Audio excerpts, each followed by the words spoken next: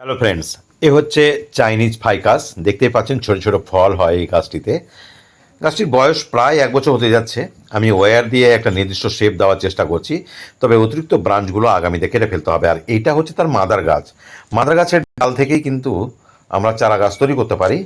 তো চারা করার সময় আমি অতিরিক্ত পাতাগুলোকে বালিতে বসিয়ে দিয়েছিলাম।